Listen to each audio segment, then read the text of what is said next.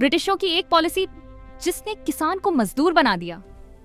1793 एक फैसला जिसने भारत की जमीन, किसान और जमींदार तीनों की किस्मत बदल दी।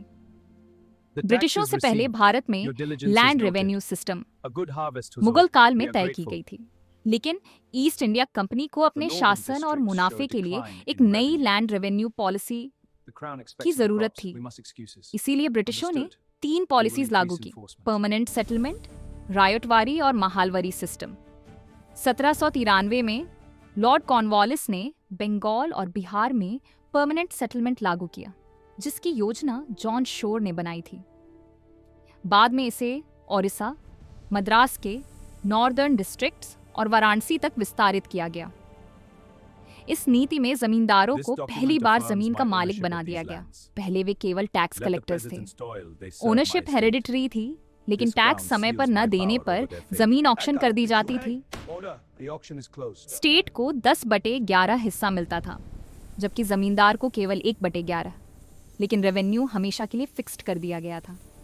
अगर रेंट बढ़ती थी तो उसका पूरा फायदा जमींदार को मिलता था, सरकार को नहीं। रेवेन्यू तय करते समय जमींदारों से कोई सलाह नहीं ली गई।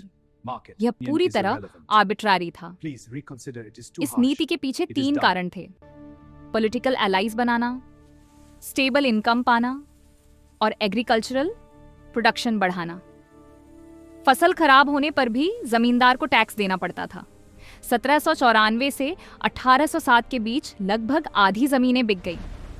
इससे एक नया लैंडलॉर्ड क्लास पैदा हुआ, जिसने ट्रेडिशनल जमींदारों की जगह ले ली। किसान अब सिर्फ टेनेंट्स बनकर रह गए अपनी ही जमीन पर। उच्च करों के कारण जमींदार किसानों का शोषण करने लगे। प्रॉपर्टी छीनना, मारपीट करना आम हो गया। एब्सेंटी लैंडलॉर्डिज्म बढ़ गया, मालिक शहरों में और वसूली गांवों में।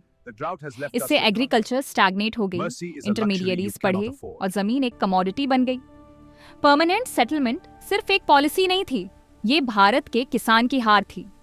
इतिहास को सुने, चैनल को सब्सक्राइब करें, क्योंकि इतिहास सिर्फ किताबों में नहीं, कहानियों में भी जिंदा है।